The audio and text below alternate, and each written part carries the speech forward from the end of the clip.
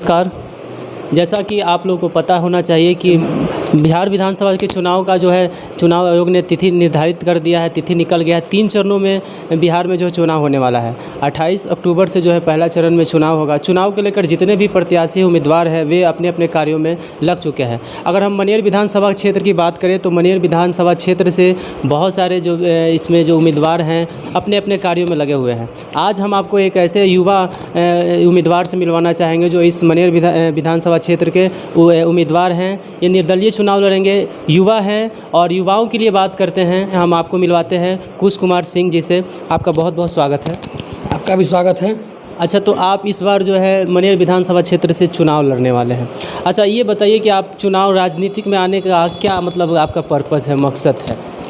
हम सबसे पहले बिहटा जो कॉलेज है वहाँ के छात्र संघ के अध्यक्ष रह चुके हैं और छात्रों और युवाओं की बात करते हैं, और हम एक खिलाड़ी भी रह चुके हैं तो खेल की ही बात करते हैं। और जब से हम छात्र राजनीति में छात्रों के समस्या का समाधान किए तो हमको लगा कि छात्रों के बात करने वाला कोई नेता नहीं है।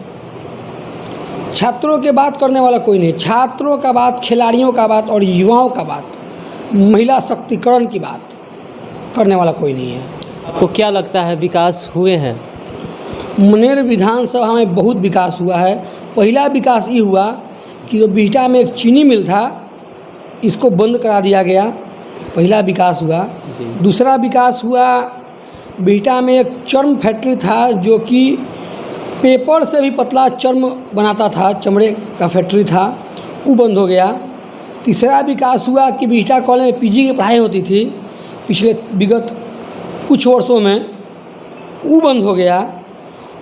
और विश्व प्रसिद्ध जो संगम स्थल हमारे मनेर विधानसभा क्षेत्र में है, जिसका वर्णन रामचरितमानस में किया गया है, वो संगम घाट पर विकास की लहर बह रही है।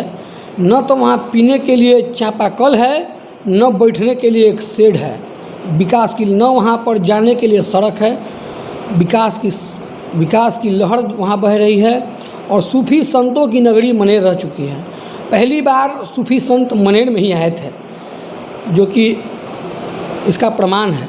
वहाँ पर सरकार करोड़ों रुपया से लागत से वहाँ पर 3 स्टार होटल का निर्माण किया, जो खंडहर हो चुका है। तो वहाँ विकास की लहर बह रही है।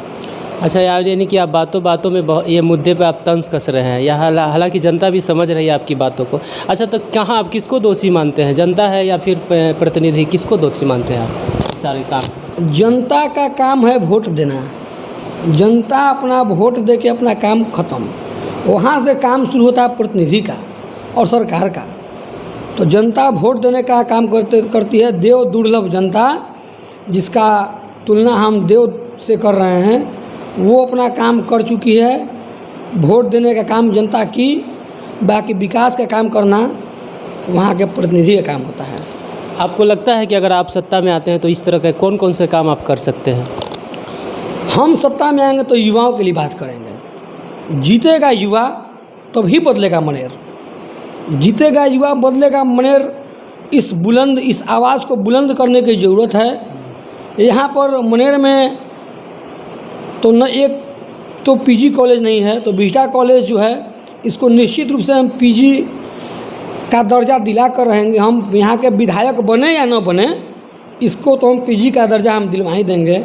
मनेर के अगर कहा जाए तो जितने ही विधायक हुए, शिक्षा पर कोई कुछ बात किया है तो राम नगीना बाबू थे। राम नगीना बाबू के नाम पर एक कॉलेज भी है। उस कॉलेज को हम डिग्री कॉलेज का दर्जा दिलवाने में मेरा अहम योगदान रहेगा। और यहाँ के खिलाड़ियों को खेलने के लिए एक जगह निश्चित रूप से देंगे, क्योंकि मनेर हल्दी छपरा जो संगम घाट है, जो कि पूरे विश्व में उस तरह का संगम घाट कहीं नहीं है। 2 नदी और नद का संगम है, ऐसा संगम पूरे भारत में कहीं नहीं है। रामचरितमानस में लिखा गया है कि भगवान राजा रामचंद्र जी अपने उनके विश्वामित्र जी जो गुरु थे, जिनका कुटिया बक्सर में था, वो गंगा, सोन और सरयू जी के तट पर उनको दिव्यास्त्र का जो ज्ञान दिए थे, अमोघ अस्त्र का जो ज्ञान दिए थे, वो स्थल हमारे मनेर हल्दी छपरा घाट में है, तो निश्चित रूप से उसको विश्व पटल पर ले जाएंगे। वहाँ निश्चित रूप से उसको विश्व पटल, बिहार टूरिस्ट नहीं है, उसको विश्व पटल पर ले जाने की ज़रूरत है, जिससे 5000 आदमी को रोज़गार मिलेगा। 5000 आदमी को रोज़गार मिलने का मतलब है कि 5000 परिवार का भरण पोषण, 20,000 आदमी का भरण पोषण वहाँ से होगा। उसे हम मनेर का प्रतिनिधित्व करेंगे। तो जैसा भी रोड बने, डायरेक्ट पटना से मनेर हल्दी छपरा होते हुए एक 6 लेन रोड का निर्माण होना चाहिए, जिससे मनेर का विकास हो। मनेर को टापू बनने से रोकना होगा। डायरेक्ट पटना से 6 लेन रोड हल्दी छपरा तक के लिए, घाट के लिए बनाने की ज़रूरत है, जिससे मनेर दियारा का विकास हो सके। ये महिलाओं के लिए अगर बात किया जाए और बेरोजगार युवाओं की बात किया जाए, तो इसके लिए आप किस तरह का प्लानिंग किए हैं, कैसे करिएगा? हम अगर मनेर का प्रतिनिधित्व करते हैं तो जो बिहार प्रसिद्ध, बिहार में अगर सबसे बड़ा चीनी मिल कहीं था तो हमारे गर्व से हम लोग कह सकते थे, हमारे पूर्वज कहते थे कि बिहटा मनेर विधानसभा में, बिहटा प्रखंड में, बिहटा में जो चीनी मिल था, उसको जो सरकार यहाँ के प्रतिनिधि बंद करने का काम किए हैं, निश्चित रूप से कहीं ना कहीं फिर से ज़मीन एक्वायर कर एक चीनी मिल अगर यहाँ पे खुल जाता है तो किसान का समस्या दूर हो जाएगा। अभी आप देख लीजिए कि जहाँ पे सरकार कहती है, बिहार सरकार कहती है कि बेटी पढ़ाओ बेटी बचाओ अभियान, जो स्लोगन है बिहार सरकार का, इस स्लोगन को हम खंडन करते हैं। जैसे कि हम अभिभावक हैं, हम अपने बेटी को नामांकन के लिए, उच्च शिक्षा नामांकन के लिए यहाँ के निजी कॉलेजों में जाते हैं, तो वहाँ पे बोला जाता है कि आपका कॉलेज के में एडमिशन यहाँ नहीं होगा, एडमिशन होगा बख्तियारपुर होगा, मसौढ़ी होगा। तो गरीब गुरबा आवाज़, गरीब गुरबा जो गरीब है, निचले वर्ग के लोग हैं, वो अपनी बेटी को क्या मसौढ़ी, बख्तियारपुर, औरंगाबाद पढ़ने के लिए भेजेंगे? जब हमारे पास कॉलेज अवेलेबल है तो अपने बेटी को वहाँ पढ़ने क्यों जाए? ये बिहार में जो देख ही रहे कैसा माहौल है बिहार का, जंगल राज 2 चल रहा है। तो जंगल राज 2 में क्या कोई गरीब अपने बेटी को औरंगाबाद, मसौढ़ी और बख्तियारपुर पढ़ने के लिए भेजेगा?